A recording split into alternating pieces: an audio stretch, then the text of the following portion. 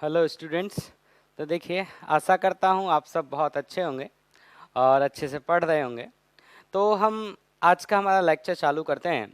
पिछले क्लास में हमने प्रिज्म के बारे में बात की थी और जो मेन की लाइन आपको याद रखनी है वो ये याद रखनी है कि जो लाइट रे जब किसी एक सरफेस पर आती है और जब दूसरे सरफेस से रिफ्रैक्ट होती है तो जो डेविएशन की एक वैल्यू होती है वो दो एंगल ऑफ इंसिडेंस के लिए एग्जिस्ट करती है और जो मिनिमम डेविएशन होता है उसके लिए सिर्फ एक ही एंगल ऑफ इंसिडेंस एग्जिस्ट करता है।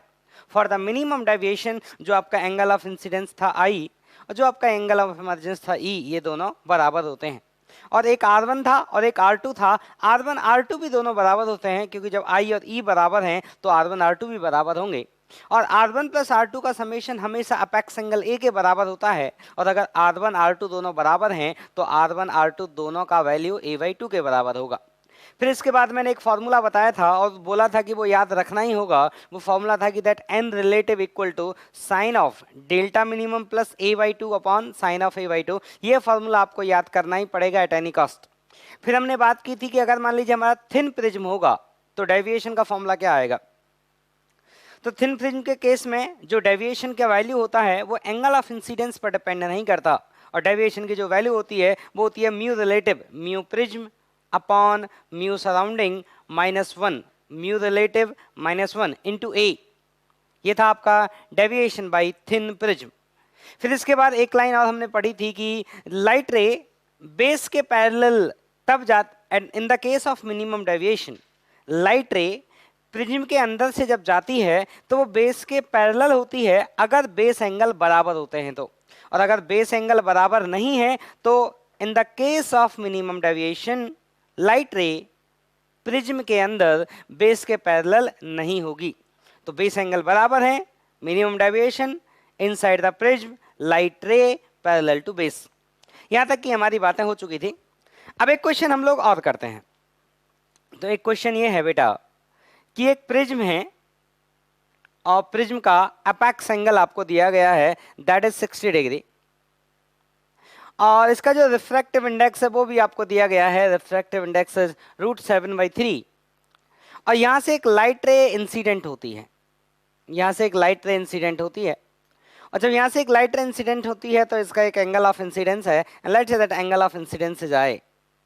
ये लाइट रे यहां से रिफ्रैक्ट करती है और फिर यहां से रिफ्रैक्ट करती है और ये लाइट रे यहां से चली जाती है। तो क्वेश्चन आपसे ये पूछा जा रहा है कि बताइए इस आई का मिनिमम वैल्यू क्या होना चाहिए। क्वेश्चन ये पूछा जा रहा है आपसे कि find out the minimum value of I such that रे refracted from the second surface. तो क्वेश्चन है कि find I minimum such that रे रिफ्रैक्टेड फ्रॉम सेकंड सरफेस। तो ये है हमारा फर्स्ट सरफेस और ये है हमारा सेकंड सरफेस इस प्रिज्म का। और दूसरा क्वेश्चन आपको ये बताना है कि जब ये आई मिनिमम होगा उसी समय पे जो डेविएशन आएगा वो मैक्सिमम आएगा। क्योंकि कल को जब मैं आपको डेविएशन का ग्राफ बताया था तो आप याद करिएगा, डेविएशन ग्राफ मैंने इस तरह से बनाया था और आपको मैंने बोला था कि जब हमारा एंगल ऑफ इंसिडेंस मिनिमम होता है तो ये डेविएशन की जो वैल्यू आती है वो मैक्सिमम आती है। तो आपसे ये भी पूछा गया है कि बताइए वो मैक्सिमम डेविएशन कितना आएगा। दो क्वेश्चन आपसे पूछे गए हैं, आप लोग सॉल्व करें। अब देखिए मैं आपको समझाता हूं। आप ऐसे समझो बेटा कि ये जो आपका प्रिज्म है, ये जो आपका प्रिज्म है, इस प्रिज्म में ये वाला जो एंगल है ये एंगल अगर मिनिमम होगा, ये एंगल अगर आपका मिनिमम होगा तो ये एंगल भी आपका मिनिमम होगा और ये एंगल अगर मिनिमम होगा तो ये एंगल होगा मैक्सिमम। ये एंगल अगर मिनिमम है तो ये वाला जो एंगल होगा वो आपका मैक्सिमम होगा। और अगर आपको रिफ्रैक्शन करना है तो इस एंगल का वैल्यू क्रिटिकल एंगल से ज़्यादा नहीं होना चाहिए, क्योंकि अगर ये एंगल क्रिटिकल एंगल से ज़्यादा हुआ तो ये रे TIR कर जाएगी, बिकॉज ये है आपका डेंसर मीडियम और ये है आपका रेयरर मीडियम। और TIR की सिचुएशन तब आती है जब रे डेंसर मीडियम से रेयर मीडियम में ट्रैवल करती है। इसका मतलब इस एंगल का मैक्सिमम वैल्यू जो संभव है वो कितना संभव है, C। तो इस एंगल का अगर मैक्सिमम वैल्यू C संभव है तो इस एंगल का जो मिनिमम वैल्यू आएगा वो कितना आ जाएगा, A माइनस की C, क्योंकि दोनों का समेशन कितना होता है, A। तो ये जब हमारा I मिनिमम होगा, मैं अगला डायग्राम बनाता हूं, जब हमारा एंगल ऑफ इंसिडेंस मिनिमम होगा तब की सिचुएशन कैसी दिखेगी, मैं उसका ड्राइंग आपको दिखा रहा हूं, देखिएगा ध्यान से। तो इस समय का जो सिचुएशन हमें देखने को मिलेगा वो सिचुएशन इस तरह से देखने को मिलेगा कि ये हमारी लाइट रे है और ये वो एंगल ऑफ इंसिडेंस है और ये मिनिमम एंगल ऑफ इंसिडेंस है। यहाँ ये लाइट रे है और ये क्रिटिकल एंगल C के बराबर है और ये लाइट रे ऐसे चली गई, that is angle of emergence E।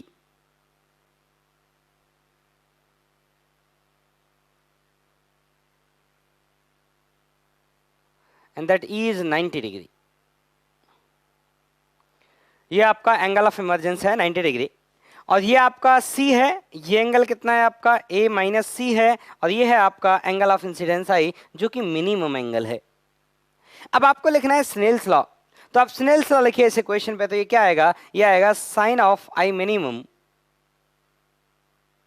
Equal to mu into sine of A minus C। ये वाला एंगल A माइनस C होगा ना, R1 वाला। अब आप ऐसा करिए, इस ब्रैकेट को ओपन कर दीजिए। तो जब इस ब्रैकेट को हम ओपन करेंगे तो ये आएगा sine of I minimum equal to mu into sine A minus B, तो ये क्या आएगा, sine A cos B minus cos A sine B। अंदर मल्टीप्लाई कर दीजिए म्यू का, तो ये आया mu sine A cos C minus mu cos A sine C। अब बात आती है कॉस C का वैल्यू कितना होगा, तो देखिए साइन C का जो वैल्यू होता है वो कितना होता है, साइन C का वैल्यू होता है 1/म्यू और म्यू √7/3 दिया था तो साइन C का वैल्यू हो गया √3/7। तो अगर हमें कॉस C की वैल्यू लिखनी है तो ये एंगल को अगर C मान लें, ये अगर लेंथ √3 है, ये एंगल अगर आपका, ये लेंथ आपकी √7 है, तो साइन C होगा आपका √3/7। तो ये वाला डिस्टेंस कितना आ जाएगा, ये वाला डिस्टेंस आ जाएगा 2। और अगर हम cos C का वैल्यू लिखेंगे तो वो आएगा 2/√7। तो म्यू का वैल्यू कितना है, √3/√7, नहीं म्यू का वैल्यू है √7/3, तो √7/√3 दैट इज म्यू। साइन ए कौन, साइन 60 कितना होगा, √3/2 इंटू कॉस सी आएगा आपका बेस अपॉन हाइपोटेनियस, ये आएगा 2/√7 माइनस म्यू इंटू साइन सी कितना हो जाएगा 1, क्योंकि साइन सी किसके बराबर होता है 1/म्यू के, और cos 60 कितना हो जाएगा 1/2। तो ये जो वैल्यू आया सॉल्व होने के बाद, ये वैल्यू आया 1/2, मतलब साइन ऑफ I मिनिमम, इसका वैल्यू आ गया 1/2। इसका मतलब I मिनिमम का जो वैल्यू आया वो आया 30 डिग्री।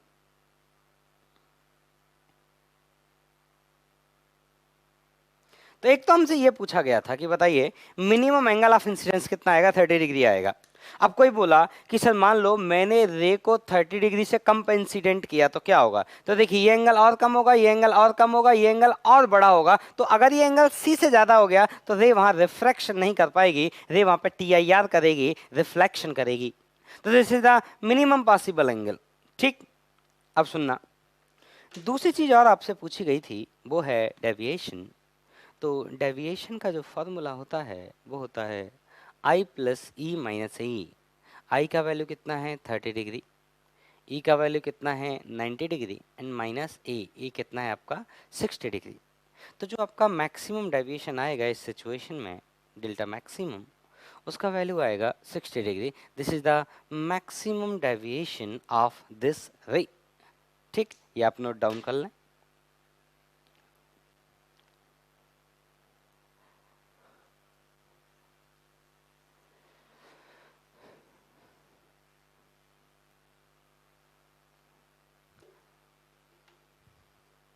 अब सुनो बेटा, अब मान लो आपसे एक सवाल पूछा था, मान लो यहाँ पे ये एक प्रिज्म है और इस प्रिज्म का एक अपेक्स एंगल है ए।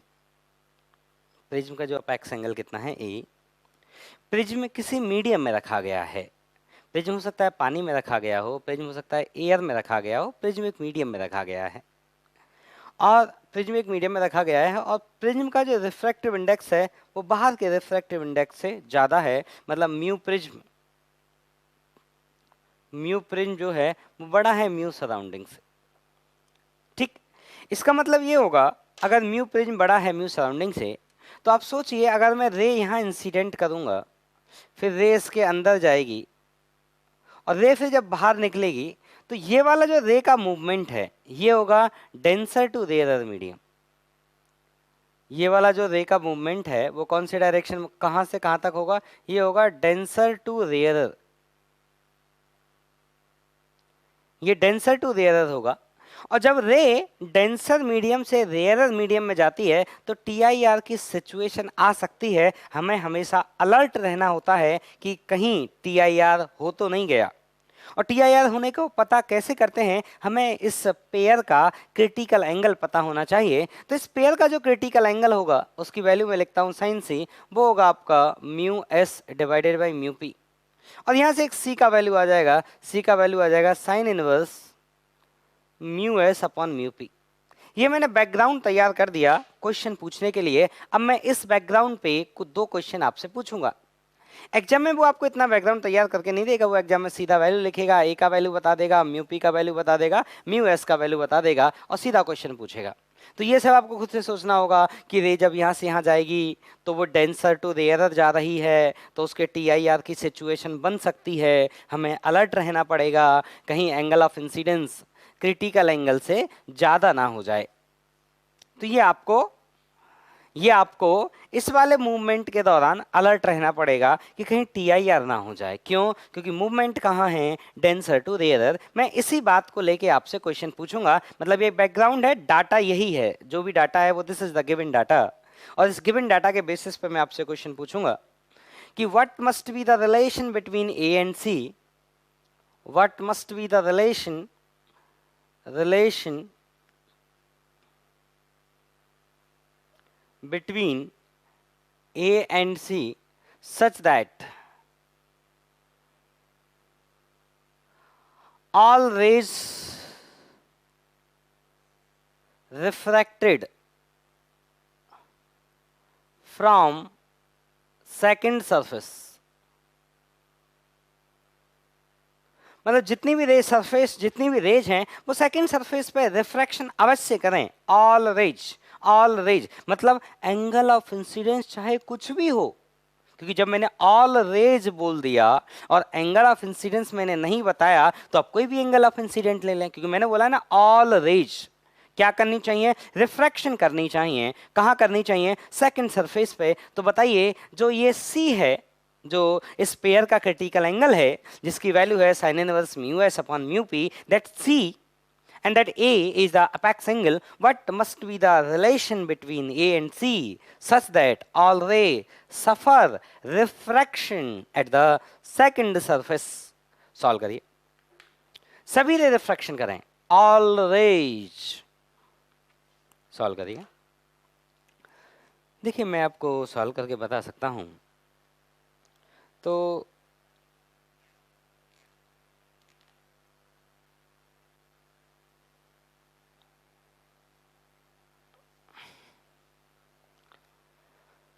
देखिए मैं आपको बताता हूं। देखो भाई, सभी रे रिफ्रैक्शन करनी चाहिए, ऐसा आपकी इच्छा है, ठीक है। तो ऐसा देखते हैं कि ये जो हमारा R2 जिसको हम बोलते हैं, जैसे जब रे ऐसे चलकर आती है, रे चलकर आई यहाँ पे और यहाँ पे हम नॉर्मल ड्रॉ करते हैं इस तरह से, this is the normal at this location, this is the normal. और ये वाला जो एंगल होता है इस एंगल को बोलते हैं हम लोग R2। ये वाला जो एंगल होता है इस एंगल को हम क्या बोलते हैं, R2 बोलते हैं। और हम चाहते हैं कि सारी रे रिफ्रैक्शन करनी चाहिए, सारी रे। तो मैं कह रहा हूं कि जो ये R2 है इस डिफरेंट एंगल ऑफ इंसिडेंस के लिए R1 की वैल्यू डिफरेंट आएंगी और R1 प्लस R2 चूंकि A के बराबर है इसलिए R2 की वैल्यू भी डिफरेंट आएंगी। तो for different angle of incidence i there will be different values of R2। तो अगर R2 की डिफरेंट डिफरेंट वैल्यूज होंगी तो आपकी जो रे है यहाँ पे रे जब बाहर निकल के जाएगी तो बाहर वाले एंगल भी क्या होंगे, डिफरेंट डिफरेंट होंगे। हमको क्या चाहिए, हमको चाहिए कि सभी रे बाहर निकलें, सभी रे रिफ्रैक्शन करें। तो मुझे बताओ बेटा, R2 की जो मैक्सिमम वैल्यू है, R2 मैक्सिमम, मेरी बात ध्यान से सुनना, अगर R2 का जो मैक्सिमम वैल्यू है, R2 का मैक्सिमम वैल्यू भी अगर C से छोटा है, अगर R2 का मैक्सिमम वैल्यू भी अगर C से छोटा है तो बाकी सभी वैल्यू C से छोटी होंगी। ठीक है, तो R2 का मैक्सिमम वैल्यू अगर C के बराबर है या C से छोटा है तो बाकी सभी वैल्यू भी C के बराबर या C से छोटी होंगी। तो अगर सभी वैल्यू C से छोटी हैं R2 की, तो सभी रे क्या करेंगी, रिफ्रैक्शन करेंगी, क्योंकि जब आपका मैक्सिमम ही C से छोटा है या उसके बराबर है तो बाकी सब तो C के बराबर या उससे छोटे होंगे ही होंगे। अब आप ये पता करो कि ये R2 मैक्सिमम होगा कितना। तो R2 मैक्सिमम कब होगा, जब R1 मिनिमम होगा। क्यों, क्योंकि R1 प्लस R2 बराबर होता है A के। R1 प्लस R2 की जो वैल्यू होती है वो A के बराबर होती है। तो R2 जब आपका मैक्सिमम होगा वो तब होगा जब आपका R1 मिनिमम होगा। अब बात करते हैं R1 मिनिमम कब होगा। तो देखिए, ये यहाँ का नॉर्मल है, ये है आपका angle R1, this angle is R1, और ये यहाँ का एंगल है I। ठीक, तो आपका R1 मिनिमम कब होगा, जब आपका I मिनिमम होगा, क्योंकि यहाँ पर स्नेल्स लॉ लगता है ना, mu surrounding sine I equal to mu prism sine R1। तो अगर आपका R1 स्मॉल है तो आपका I क्या होगा, स्मॉल होगा। तो R1 मिनिमम है तो आपका I भी क्या होगा, मिनिमम। और I मिनिमम कितना हो सकता है, 0। तो जब I मिनिमम होगा तो ही R मिनिमम होगा। I मिनिमम 0 है तो R1 मिनिमम क्या हो जाएगा, 0। जब R1 मिनिमम 0 हो जाएगा तो R2 मैक्सिमम कितना हो जाएगा, A। और R2 मैक्सिमम A के बराबर हो जाएगा। और ये हमारी कंडीशन है for the refraction of all the rays. इसका मतलब जो आपका A है, A R2 मैक्सिमम, ये लेस देन इक्वल टू क्या होना चाहिए, C। तो अगर आपका A less than equal to C रहा तो ये गारंटी है all rays will suffer refraction at the second surface. मतलब कोई भी रे TIR करके वापस नहीं लौटेगी, सारी की सारी रे बाहर जरूर निकलेंगी। तो मान लीजिए आप कोई एक्सपेरिमेंट कर रहे हैं और आप ये चाहते हैं कि इधर से आने वाली सभी रे इस साइड में जाएं, आने वाली सभी रे, तो आप इस बात का याद ध्यान रखें कि जो आपका अपेक्स एंगल है E, वो क्रिटिकल एंगल से छोटा रहे। तो आपकी जितनी भी रे इस सरफेस पर इंसिडेंट होंगी वो सभी की सभी रे उस साइड से जरूर निकलेंगी। ठीक, अब दूसरी बात सुने। अब दूसरा है कि हम चाहते हैं कि relation between A and D such that no ray refracted from second surface. ठीक है, तो all rays refracted from second surface की जगह, इसकी जगह मैं दूसरे शब्द लिख रहा हूं, आप इस शब्द को डिलीट कर दें और इस शब्द को डिलीट करके इसी जगह दूसरा शब्द लिखते हैं, no rays, no ray refracted from second surface. कोई भी रे सेकंड सरफेस पर रिफ्रैक्शन ना करे, इसके लिए क्या कंडीशन होना चाहिए। अब सुनना, इसके लिए कंडीशंस देखते हैं। अब मुझे बताओ बेटा, अगर आपकी कोई भी रे आपकी बाहर ना निकल पाए, इसका मतलब सभी रे ने TIR किया, कोई भी रे बाहर नहीं निकल पा रही, नो रिफ्रैक्शन, रिफ्रैक्शन हुआ ही नहीं, रिफ्लेक्शन हुआ, ये गारंटी है। तो मैं कह रहा हूं बेटा कि जो R2 है, ध्यान से सुनिएगा, जो R2 है, R2 की सबसे छोटी वैल्यू अगर C से बड़ी है तो R2 की बाकी वैल्यूज C से ऑटोमेटिकली ही बड़ी होंगी। इसका मतलब मुझे कंडीशन लिखना चाहिए कि R2 का मिनिमम वैल्यू अगर C से बड़ा है, R2 का मिनिमम वैल्यू अगर C से बड़ा है तो बाकी सभी R2 की वैल्यू तो ऑटोमेटिकली C से बड़ी हो जाएंगी। इसका मतलब कोई भी रे इस सरफेस पर रिफ्रैक्शन करके बाहर नहीं निकलेगी, सभी रेज क्या करेंगी, TIR करेंगी। अब बात आता है R2 मिनिमम आएगा कितना। तो R2 मिनिमम तब आएगा जब R1 मैक्सिमम आएगा, और R1 मैक्सिमम कब आएगा, जब I मैक्सिमम आएगा। अब I मैक्सिमम कितना हो सकता है, तो I मैक्सिमम हो सकता है आपका 90 डिग्री। और अगर आपका आई मैक्सिमम 90 डिग्री हो गया तो देखिए मैं आपको ड्राइंग करके दिखाता हूं। अगर आपका आई मैक्सिमम 90 डिग्री हो गया मतलब रे ऐसे इंसिडेंट हुई, this is the incident ray and that angle is I and that is 90 degree. तो जब रेयर मीडियम में एंगल 90 बनता है तो डेंसर मीडियम में जो रे एंगल बनाती है वो किसके बराबर बनाती है? क्रिटिकल एंगल, स्पेयर के क्रिटिकल एंगल के बराबर बनाती है, सी के बराबर बनाती है। अब आप उल्टा इमेजिन कर लो कि जब रे इधर से आएगी तो वो इधर से चली जाएगी, लॉ ऑफ रिवर्सिबिलिटी। अगर रे ऐसे जा सकती है तो रे ऐसे भी जा सकती है, ठीक। तो अगर रे ऐसे जा रही है तो आप सोचो जब इधर एंगल सी होता है डेंसर में तो रेयर में एंगल कितना बनता है? 90। इसका मतलब जो आपका आर आई मैक्सिमम जो है वो 90 डिग्री है, तो आपका जो R1 मैक्सिमम आएगा, R1 मैक्सिमम जो आएगा वो किसके बराबर आएगा? C के बराबर आएगा। फिर से देखो, आप ऐसे सोचो ना कि जब ये C होता है तब रेयर में कितना होता है? 90। अब उल्टा सोचो, अगर रे ऐसे आ सकती है तो रे ऐसे जा भी सकती है, ठीक। तो जब ये 90 होगा तो ये कितना होगा? C। R1 मैक्सिमम C आया तो R2 का मिनिमम वैल्यू कितना आएगा? वो आ जाएगा A माइनस सी।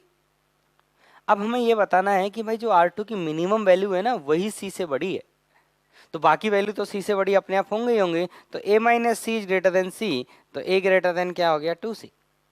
तो A ग्रेटर देन अगर 2C हुआ तो कोई भी रे रिफ्रैक्ट नहीं करेगी, और A अगर आपका लेस देन C हुआ तो आपकी सारी रेज क्या करेंगी? रिफ्रैक्ट करेंगी। तो अगर अगर इफ, मैं कह रहा हूं इफ, अगर आपका A 2C से छोटा है लेकिन A से बड़ा है तो क्या देखने को मिलेगा? ठीक है, अगर आपका A अपेक्स एंगल जो A है अगर वो बड़ा, अगर वो 2C से बड़ा है तो कोई भी रे रिफ्रैक्ट नहीं करेगी। मैं कह रहा हूं कि A 2C से छोटा है लेकिन A C से बड़ा है, ठीक है। यहां पे देखो C से छोटा था, C से छोटा था तो आपकी सभी वैल्यूज ने क्या किया था? रिफ्रैक्ट, सभी रेज ने क्या किया था? रिफ्रैक्शन किया था, और यहाँ किसी भी ने रिफ्रैक्शन नहीं किया। तो मैं कह रहा हूं अगर ये इनके बीच में हुआ तो क्या होगा? सम रेज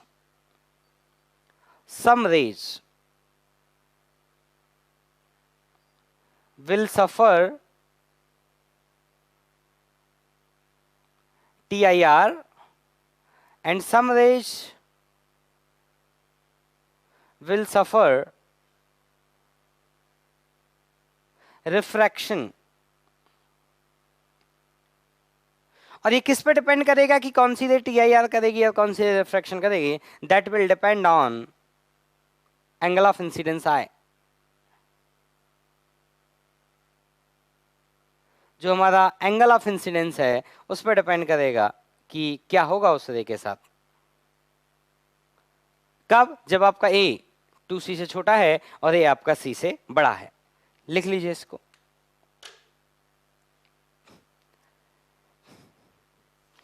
तो देखिए इस तरह से प्रिज्म से रिलेटेड क्वेश्चन पूछे जाते हैं, आप इन्हें ध्यान रखें। और ये TIR वाली बात जरूर याद रखें क्योंकि जेई इस पे क्वेश्चन पूछ लेता है, ठीक।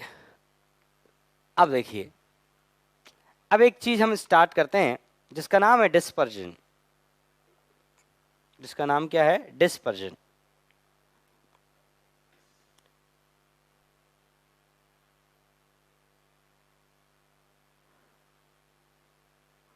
ठीक, तो होता क्या है कि जो आप ऐसे समझें कि जैसे हम पढ़ते हैं white light, white light,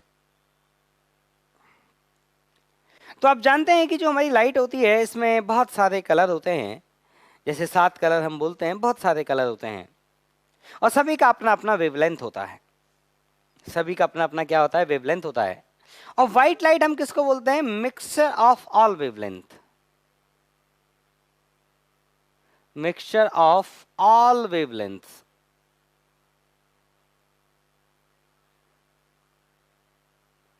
mixture of all wavelengths को हम क्या बोलते हैं? व्हाइट लाइट बोलते हैं, ठीक। कौन कौन वेवलेंथ होती हैं? हमारा तो जो विजिबल लाइट होता है उसका हम रफली एक रेंज बताते हैं कि 400 नैनोमीटर से लेकर 700 नैनोमीटर, ये एक रफली रेंज है। ये है आपका वायलेट और ये है आपका रेड।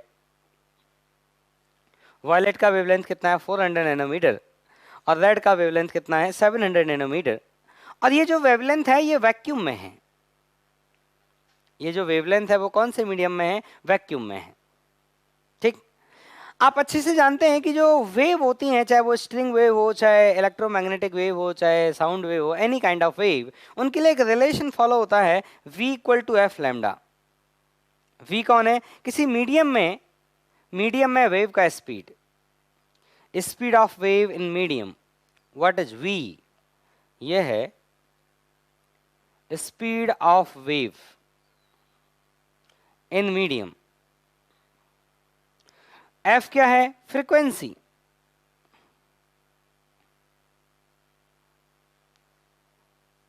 और लैम्डा कौन है, वेवलेंथ इन दैट मीडियम। ये कौन है, wavelength in that medium. Lambda कौन है, वेवलेंथ इन दैट मीडियम। अब मैं ये कहता हूं बेटा, जब हमारी वेव, चाहे वो इलेक्ट्रोमैग्नेटिक वेव हो, चाहे वो स्ट्रिंग वेव हो, चाहे वो साउंड वेव हो, एनी काइंड ऑफ वेव, जब वो मीडियम चेंज करती है तो उसकी स्पीड बदलती है। ठीक, तो मान लीजिए जैसे आप ऐसे समझे से इन्हीं की हम बात करें, बाहर मान लीजिए एयर है और अंदर ये मान लीजिए ग्लास है, तो जो हमारी रे इलेक्ट्रोमैग्नेटिक वेव जब इस मीडियम से इस मीडियम में जाती है तो उसमें बदलाव आता है। उसमें किस चीज में बदलाव आता है, उसमें जो बदलाव आता है वो बदलाव आता है वेलोसिटी में। और जब वेलोसिटी में बदलाव आता है तो लैम्डा में भी बदलाव आता है, because frequency property of source है। प्रॉपर्टी ऑफ सोर्स मतलब फ्रीक्वेंसी वेव का उस समय डिसाइड हो गया, उस समय फिक्स हो गया जब उस वेव को, जब उस वेव का जन्म हुआ था, जब वो वेव प्रोड्यूस हुई थी, जब सोर्स से वो एनर्जी प्रोड्यूस हुई थी, उस समय पे उसका जो फ्रीक्वेंसी था वो फिक्स हो गया। वो फ्रीक्वेंसी अब बाद में नहीं बदलेगा। Frequency is constant, frequency is like your DNA. आपका बर्थ हो गया, आपका डीएनए फिक्स है, अब डीएनए नहीं बदलेगा। आपका रहने का ढंग बदल सकता है लेकिन आपका डीएनए नहीं बदलेगा। जगह के हिसाब से, सिचुएशन के हिसाब से आपका रहने का ढंग बदल सकता है। उसी तरह जो हमारी वेव होती है, इसके प्रोपगेशन का वेलोसिटी बदल सकता है मीडियम के हिसाब से, लेकिन फ्रीक्वेंसी नहीं बदलेगा। फ्रीक्वेंसी कैसा है, कांस्टेंट। अगर फ्रीक्वेंसी कांस्टेंट है तो अगर v बदलेगा तो कौन बदलेगा, लैम्डा। तो सबसे ज्यादा वेलोसिटी किस में होती है, वैक्यूम में होती है। तो लैम्डा भी सबसे ज्यादा किस में होता है, वैक्यूम में होता है। तो अगर हम बात करें वायलेट के लिए तो वायलेट का वेवलेंथ सबसे ज्यादा वैक्यूम में, या किसी भी कलर का वेवलेंथ सबसे ज्यादा किस में होता है, वैक्यूम में होता है। जैसे ही हमारी वेव किसी मीडियम में जाती है तो उसकी वेलोसिटी घट जाती है। तो इलेक्ट्रोमैग्नेटिक वेव का मैक्सिमम वेलोसिटी वैक्यूम में होता है, बाकी सभी मीडियम में जो वेलोसिटी होता है वो वैक्यूम से कम होता है। तो जैसे ही हमारी वेव वैक्यूम से किसी मीडियम में जाती है तो उसकी वेलोसिटी घट जाती है। वेलोसिटी घट जाती है मतलब कौन घट जाता है, लैम्डा घट जाता है, वेवलेंथ घट जाती है। ठीक, तो अब जैसे वेवलेंथ घट जाती है तो किसी मीडियम में वेवलेंथ कितनी हो जाती है, फ्रीक्वेंसी नहीं बदलती, frequency is always constant. This is the property of source that will not change. तो इसका मतलब जो कलर है, कलर, वो कलर किसकी प्रॉपर्टी है, देखिए मैं बताता हूं, आप ऐसे समझिए।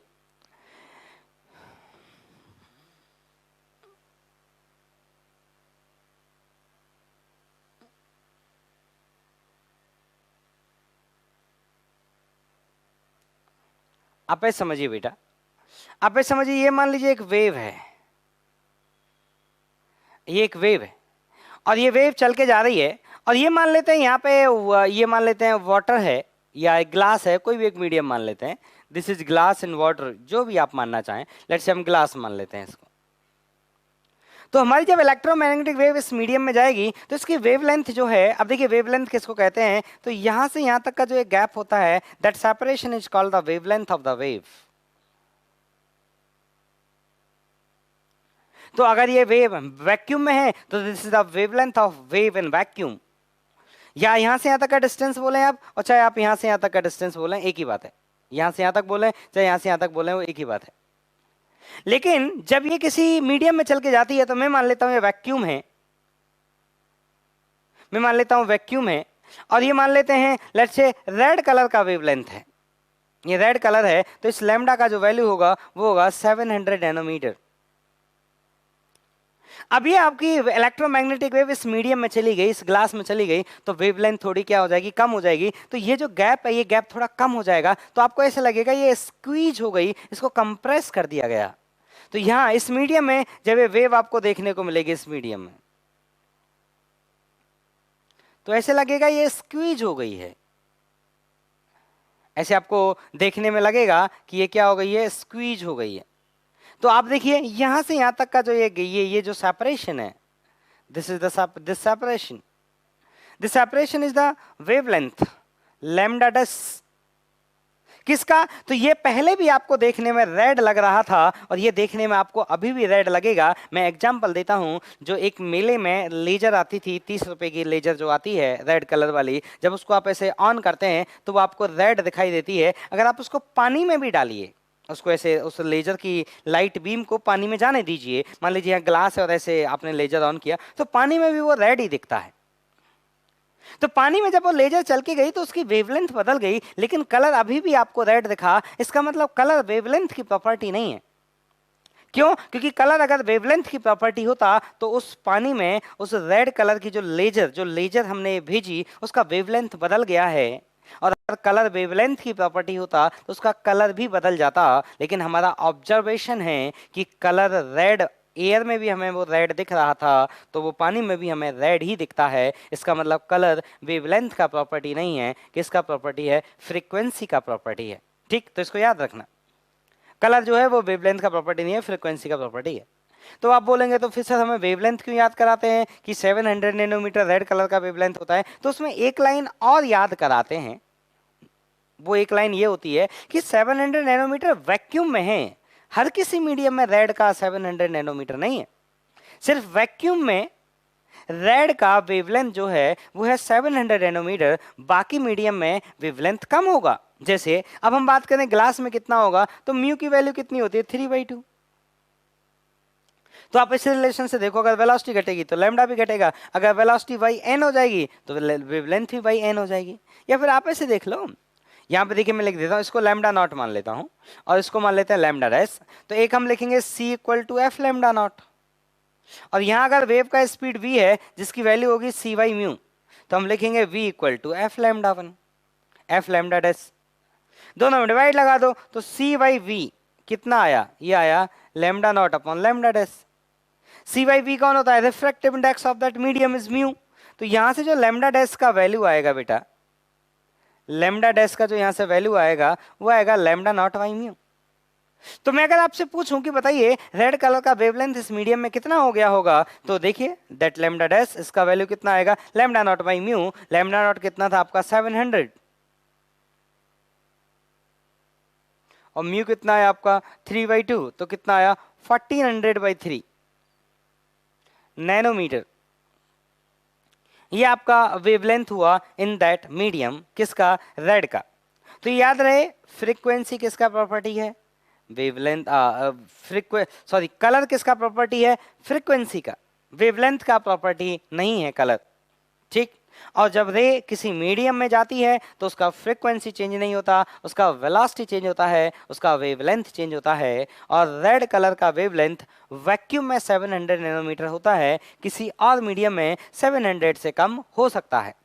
ठीक, ये सारी बातें हैं। अब मैं डिस्पर्जन के लिए एक्चुअली पहले बैकग्राउंड तैयार कर रहा हूं। अब एक चीज होती है रिफ्रैक्टिव इंडेक्स। आपने देखा कि जैसे मैंने इसके लिए बात किया refractive index let's say 3/2। Actually में रिफ्रैक्टिव इंडेक्स जो होता है वो सभी वेवलेंथ के लिए बराबर नहीं होता। Refractive index is the property of the wavelength.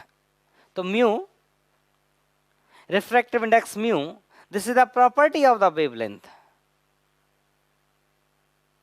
और भी बहुत सारी टर्म होती हैं, हमें उतना जानने की जरूरत नहीं है, इतना जान ले वो भी काफी है।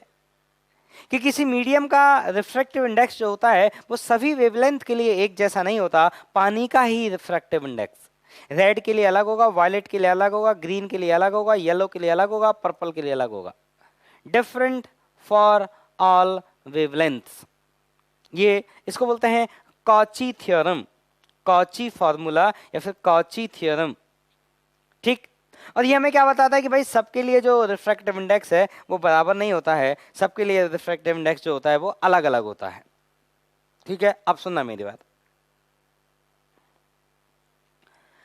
अब मैं आपसे बात करता हूं डिस्पर्जन के बारे में। तो डिस्पर्जन क्या है? तो डिस्पर्जन है आपका splitting of light,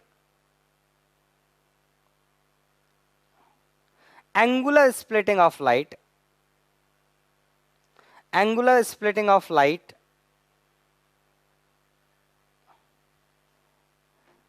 in its part. It's called, in its parts, it's called dispersion. मतलब ये हुआ कि जो आपकी लाइट है उस लाइट का अपने पार्ट्स में, मतलब जिनसे वो मिलकर बनी है, जैसे व्हाइट लाइट किससे मिलकर बनी है? ये सारे वेवलेंथ, ये 400 नैनोमीटर से लेकर 700 नैनोमीटर तक, इन सबको मिक्स कर दो, मतलब सारी वेवलेंथ अवेलेबल है हमारे पास एक लाइट बीम में। तो वो लाइट बीम हमें कैसे दिखाई देगी? व्हाइट, हम उसको बोलते हैं व्हाइट लाइट। तो आपके घर में भी जब बल्ब से लाइट निकलती है वो आपको व्हाइट दिखाई देती है, इसका मतलब उसमें सारी वेवलेंथ अवेलेबल है।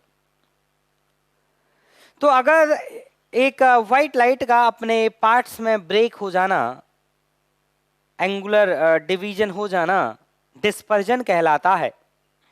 ठीक है, डिस्पर्जन कहलाता है। तो इसके बारे में और देखते हैं। ये इसका डेफिनेशन हुआ। अब इसका पूरा डिटेल एनालिसिस करते हैं कि कैसी कैसी इसके अंदर टर्म आएंगी, क्या क्या चीजें डिफाइन होंगी, वो सारी बातें देखते हैं। तो देखिए, आप ऐसे समझो, हाँ एक चीज और देख लो, जिसका वेवलेंथ ज्यादा होगा उसका रिफ्रैक्टिव इंडेक्स जो होगा वो कम होगा, जिसका वेवलेंथ ज्यादा उसका रिफ्रैक्टिव इंडेक्स कम। तो किसी भी मीडियम का, जैसे मान लीजिए पानी का बात करें, तो पानी का रिफ्रैक्टिव इंडेक्स जो होगा वो रेड के लिए सबसे कम होगा और वायलेट के लिए क्या होगा? सबसे ज्यादा होगा। ठीक है, तो जितना ज्यादा लैम्डा होगा रिफ्रैक्टिव इंडेक्स उतना ही कम होगा। अब सुनना मेरी बात। अब बात ऐसी है बेटा कि मान लीजिए ये है एयर, ये एयर मान लीजिए, वैक्यूम मान लीजिए, वैक्यूम मान लीजिए, और ये है वाटर, ये है एयर और ये है वाटर। और यहां से हमने एक व्हाइट लाइट इंसिडेंट करी। मैं एक रे की बात कर रहा हूं, ओनली वन रे। लेकिन जब हम इंसिडेंट करते हैं, जैसे हमने टॉर्च जलाई, तो टॉर्च में एक रे नहीं है, there are infinite number of rays, this is a beam. तो लाइट ऑफ बीम, बीम का मतलब क्या है? Infinite number of rays. मैं एक सिंगल रे की बात कर रहा हूं। मान लीजिए ऐसे फोटोन एक लाइन से चल के आ रहे हैं, आप ऐसे मान लीजिए, ठीक है, और ये एक व्हाइट लाइट है, व्हाइट लाइट का बीम है, व्हाइट लाइट है ये। और मान लीजिए अगर ये व्हाइट लाइट है तो इसमें कौन सी वेवलेंथ अवेलेबल है? इसमें सारी वेवलेंथ अवेलेबल है।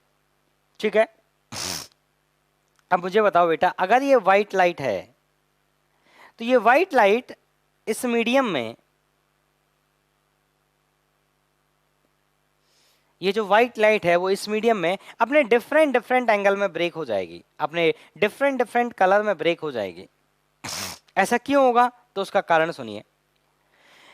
एंगल ऑफ इंसिडेंस आई का वैल्यू तो सबके लिए बराबर है, चाहे रेड हो, चाहे वायलेट हो, चाहे ग्रीन हो, चाहे पर्पल हो, सबके लिए आई का वैल्यू तो बराबर है। लेकिन सबके लिए आर का वैल्यू बराबर नहीं आएगा। क्यों? क्योंकि सबके लिए म्यू बराबर नहीं है। तो हम यहाँ इसका रिफ्रैक्टिव इंडेक्स 1 है, म्यू इक्वल टू 1। तो जब हम इक्वेशन लिखेंगे हम क्या लिखेंगे? 1 sine I that equal to mu sine R. तो आई तो सबके लिए बराबर है लेकिन सबके लिए म्यू बराबर नहीं है। तो जिसका म्यू सबसे ज्यादा होगा उसके लिए आर सबसे कम होगा। तो म्यू सबसे ज्यादा किसका होता है? वायलेट का। जिसका लैम्डा कम होगा उसका म्यू ज्यादा होगा। तो सबसे ज्यादा म्यू किसका होता है? वायलेट का सबसे ज्यादा। तो सबसे ज्यादा म्यू अगर वायलेट का है तो सबसे कम जो आर आएगा वो किसके लिए आएगा, वायलेट के लिए आएगा। मतलब जो वायलेट वाली लाइन है उस वो मान ले कुछ इस तरह से मिलेगी, दिस इज द वायलेट।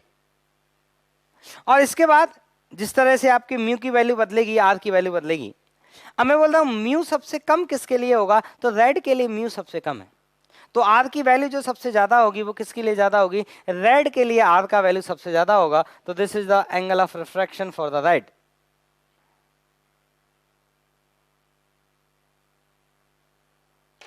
तो ये जो आपका यहां से यहां तक एंगल है, that angle is the for R for violet and this angle is the R for red, angle of refraction. अब मुझे बताइए बेटा, हर एक वेवलेंथ का म्यू अलग अलग होगा तो हर एक वेवलेंथ का आर अलग अलग होगा। अब देखो यहां से एक लाइट की रे या एक लाइट की बहुत पतली सी बीम आ रही थी, वन बीम बहुत पतली सी। अब वो देखो अपने पार्ट्स में क्या हो गई, ब्रेक हो गई, ऐसे एंगुलर, उसमें इन दोनों में, इन रेज में क्या आ गया, एक एंगल बन गया।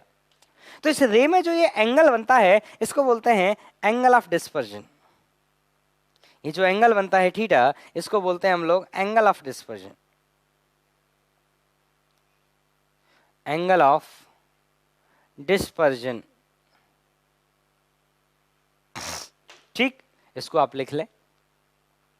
तो ये जो डिस्पर्जन वाला कहानी हमें देखने को मिला, ये क्यों देखने को मिला कि ईच वेवलेंथ के लिए जो रिफ्रैक्टिव इंडेक्स था वो अलग अलग था। और जब ईच वेवलेंथ के लिए रिफ्रैक्ट, अब आप सोचो अगर सबके लिए रिफ्रैक्टिव इंडेक्स बराबर होता तो सबके लिए आर भी बराबर आता, और सबके लिए आर भी बराबर आता तो सब एक ही लाइन के अलाउंग चल के जाते, क्योंकि सबका आर क्या आ जाता, बराबर, अगर म्यू बराबर होता तो। लेकिन सबका म्यू बराबर नहीं होता है तो सबका आर भी बराबर नहीं आएगा। लिख लें आप लोग। तो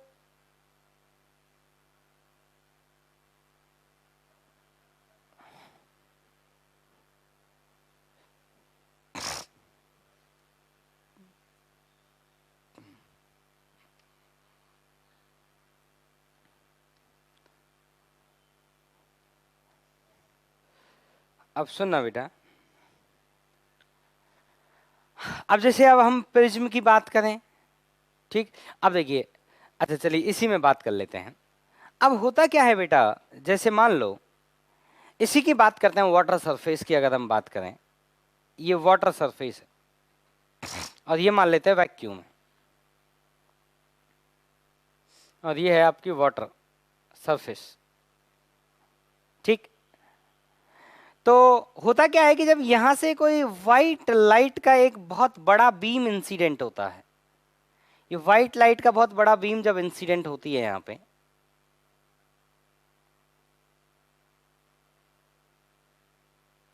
तो अंदर ईच रे अपने पार्ट्स में ब्रेक तो होती है, लेकिन फिर से ये आपस में क्या हो जाती है, मर्जिंग हो जाती है। ईच जो रे है वो अपने पार्ट में ब्रेक तो होती है, तो ईच रे अपने पार्ट में ब्रेक होती है, लेकिन फिर से क्या हो जाती है, मर्जिंग हो जाती है। ठीक है,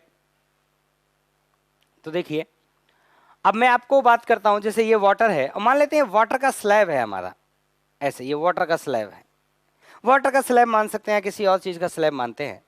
तो ये रे ऐसे आती तो हैं, ये रे अपने पार्ट्स में ब्रेक हो जाती हैं यहाँ पे, तो ये रे अपने पार्ट्स में ऐसे ब्रेक हो गई, ये रे अपने पार्ट में इस तरह से ब्रेक हो गई, तो ये सभी अपने पार्ट में ब्रेक हो जाती हैं। लेकिन जब ये फिर से बाहर निकलती हैं तो फिर से ये सभी रे आपस में क्या हो जाती हैं, मर्ज हो जाती हैं, ओवरलैप हो जाते हैं। जैसे मैं क्या कहना चाहता हूं वो मैं आपको बताता हूं। तो ये जब रे सभी अपने पार्ट्स में मर्ज हो जाती हैं, इसका मतलब ये हुआ, इसका मतलब ये हुआ जैसे ये वायलेट था, तो मान लीजिए इस वाली रे का यहाँ वायलेट था, अब आप इसके इस साइड में एक दूसरी कंसीडर करिए, उसका एक इधर क्या होगा, वायलेट होगा, फिर रेड होगा, फिर एक और कंसीडर करिए, उसका वायलेट होगा, रेड होगा, और भी बीच वाले कलर होंगे, तो एक के ऊपर एक सब ओवरलैप होते जाते हैं, और अगेन जब ओवरलैप हो गए तो फिर से वो आपको क्या दिखेगा, व्हाइट लाइट। तो यहां से जब व्हाइट लाइट इंसिडेंट होती है तो, और ये आपका वैक्यूम है, ये आपका वैक्यूम है, तो यहां पर भी जो रे निकल के जाती है, ये जो लाइट निकल के जाती है, ये व्हाइट लाइट ही निकल के जाती है। ये जो लाइट निकल के जाती है वो कैसी लाइट निकल के जाती है, व्हाइट लाइट निकल के जाती है। व्हाइट लाइट क्यों निकल के जाती है? क्योंकि वो अपने पार्ट्स में ब्रेक तो होती है, लेकिन फिर से वो क्या हो जाती हैं, सब रे आपस में मर्ज हो जाती हैं, तो फिर वो बाद में क्या निकल के जाती है? व्हाइट लाइट ही निकल के जाती है। तो कभी कभी आपसे बोला भी जाएगा कि बताइए अगर ऐसे एक पैरेलल स्लैब होगी तो पैरेलल स्लैब से हमें डिस्पर्जन देखने को मिलेगा कि नहीं मिलेगा? तो हम आंसर देते हैं कि नहीं देखने को मिलेगा। कारण क्या होता है? क्योंकि यहाँ से एक थिक बीम आती है, मोटी बीम आती है, वो अपने पार्ट्स में ब्रेक होती है, लेकिन पार्ट फिर से क्या कर जाते हैं? ओवरलैप कर जाते हैं। आप सोचिए, जैसे मान लीजिए 5 मेरी उंगली हैं, अब ये मान लीजिए, अब ऐसे मान लीजिए बहुत आदमी हैं, बहुत लोग आदमी हैं, अब सबको बोला जाए आप अपने ऐसे हाथ रखते जाइए, ऐसे आप अपने ऐसे हाथ रखते जाइए, ऐसे ऐसे सबको बोला जाए कि थोड़ा थोड़ा शिफ्ट करके आप अपने हाथ को रखते जाइए, तो आप देखेंगे कि एक उंगली के पास में बहुत सब तरह की फिंगर्स आ जाएंगी, सब तरह की। एक ने बोला ऐसे, फिर ऐसे ऐसे ऐसे ऐसे ऐसे ऐसे शिफ्ट कर करके रखते जाइए सब लोग ऐसे। तो मेरे पास मान लीजिए बहुत लोग हैं और सबने ऐसे शिफ्ट कर करके रख दिया, तो एक ही रेड के पास सारे वेवलेंथ मिक्स हो जाएंगी, तो फिर से वो हमें हमें जो देखने को मिलेगा, हमें क्या दिखेगा? हमें अगेन वो व्हाइट लाइट दिखेगा। तो हम बोलेंगे कि भाई डिस्पर्जन तो हुआ ही नहीं, क्योंकि वो कलर्स में अपने पार्ट्स में ब्रेक नहीं हुई। ठीक है, तो फिर एंगुलर डिस्पर्जन हमें कहां देखने को मिलता है? तो देखिए मैं बताता हूं कहां देखने को मिलता है। आप ऐसे सोचिए, मान लो एक प्रिज्म है, एक प्रिज्म है, और प्रिज्म में यहां से लाइट रे हुई, यहां से व्हाइट लाइट इंसिडेंट हुई। प्रिज्म में यहां से कौन इंसिडेंट हुआ? एक व्हाइट लाइट इंसिडेंट हुआ। और अगर यहां से एक व्हाइट लाइट इंसिडेंट हुई तो ये व्हाइट लाइट क्या होती है? अपने पार्ट्स में ब्रेक कर जाती है। और सबसे कम एंगल जो मिलता है वो किसके लिए मिलता है? वायलेट के लिए। और सबसे ज्यादा एंगल किसके लिए होता है? रेड के लिए। तो सबसे ज्यादा एंगल होता है रेड के लिए, तो चलिए रेड को तो रेड से बना सकते हैं, दिस फॉर द रेड, और वायलेट को ग्रीन से बना देते हैं। तो यहां पे फिर से ये रे बेंड होती हैं, तो ये आपका रेड है और ये आपका वायलेट है, तो ये जो एंगल बना दोनों में, ये मेरा फाइनल एंगल है। और ये फाइनल एंगल, ये जो मेरी रे हैं, अगर मैं इसके साइड में एक बीम और लूं तो वो मर्ज नहीं हो पाएंगी। ठीक है, अब सुनना मेरी बात। अब ठीक है, अब देखिए, अब आपको मैं इस एंगल की कैलकुलेशन करके दिखाता हूं। तो ये जो हमारा एंगल आएगा थीटा, इस एंगल की मैं आपको कैलकुलेशन करके दिखाता हूं। तो ये एंगल देखिएगा, तो ऐसा करते हैं हम लोग, इस यहां से जो हमारी ये रे आई थी, ये वाली जो रे आई थी हमारी, इस रे को सीधे जाना था, लेकिन रे इतने से डेविएशन कर गई, तो this is the deviation for the violet colour and this is the deviation for the red colour. तो ऐसा करते हैं, हम डेविएशन की वैल्यू कैलकुलेट कर लेते हैं। तो जब हम डेविएशन का वैल्यू कैलकुलेट करते हैं तो डेल्टा फॉर वायलेट, तो ये आएगा आपका कितना? म्यू वी माइनस 1 इंटू ए। हम इसको थिन प्रिज्म कंसीडर कर रहे हैं। कैसा प्रिज्म कंसीडर कर रहे हैं हम बेटा? Thin prism. और ये एंगल ऑफ प्रिज्म कितना है हमारा? ए। तो अगर मैं रेड के लिए डेविएशन की बात करूं तो वो आएगा आपका mu r minus 1 into A. तो अगर मैं इस एंगल की बात करूं थीटा की, तो आप ध्यान से देखिए, थीटा का जो वैल्यू आएगा वो आएगा delta of violet minus delta of red. तो थीटा जो एंगल ऑफ डिस्पर्जन है वो आया अपना mu v minus 1 into A minus of mu r minus 1 into A. और थीटा का जो वैल्यू आया आपका वो आया सॉल्व करने के बाद mu v minus mu r into A. तो आपको ये याद रखना है फॉर्मूला कि प्रिज्म के कारण जो एंगल ऑफ डिस्पर्जन होता है उसकी वैल्यू क्या होती है? Mu v minus mu r, mu v minus mu r into A. ये वैल्यू होती है किसके कारण? इस प्रिज्म के कारण किसकी वैल्यू होती है? एंगल ऑफ डिस्पर्जन की वैल्यू होती है। ठीक, अब सुनना,